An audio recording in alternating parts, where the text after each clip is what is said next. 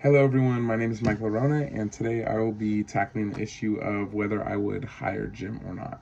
So firstly, a couple issues I would need to consider is how these coworkers already feel about Jim and how him getting the job would then further negatively affect how they feel about him and how it would further negatively affect our workplace environment.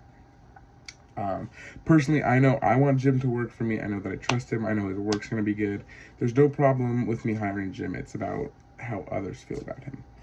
So, how I would handle that is really make sure that I tap into my people oriented leader behaviors. Um, because basically what that's about is showing concern for your employees, making sure they feel heard, showing them respect. I feel like you should always be doing those things, but really just focus on that, seeing what you could do to be better at that. Because at this point, they don't feel heard, they don't feel like they're getting the same opportunities, and you need to show them that they are heard. I would also dive into the servant leadership leader behavior. Both of these are in the week 4 module, by the way.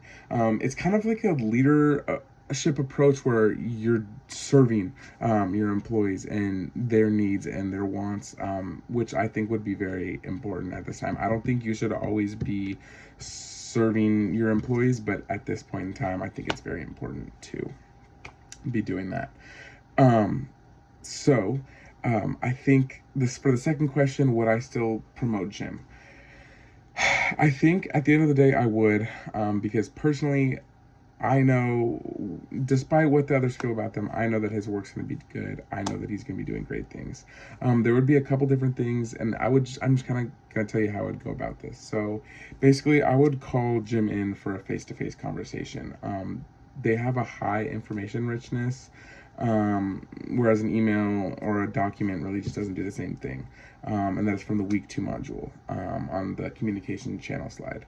But basically, I would have that face-to-face conversation with him, tell him that I do want to promote him, and I will. There's a couple things we need to work on, make him aware of the issues within the workplace, and then I would also maybe tell him that he doesn't get to work from home anymore and kind of persuade him into that, which is in the week 2 module, persuasion, ethical persuasion in the workplace.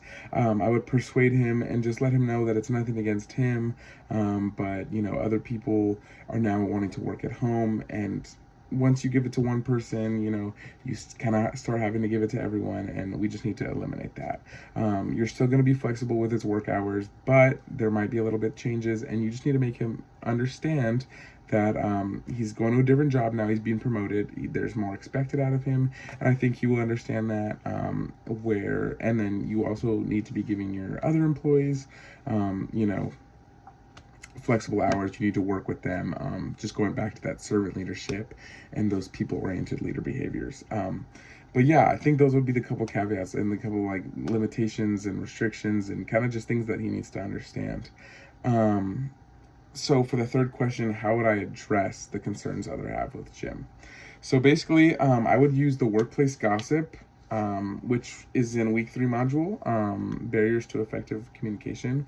And that slide kind of explains it kind of like a grapevine. And so when you told this other coworker that, you might be hiring him as the manager, and he explained to you that others don't like him, you can go back to that coworker and kind of use him as the grapevine and kind of persuade him, use rational persuasion, which is in week 2 module, use some facts, data, logical arguments, and kind of get him to understand.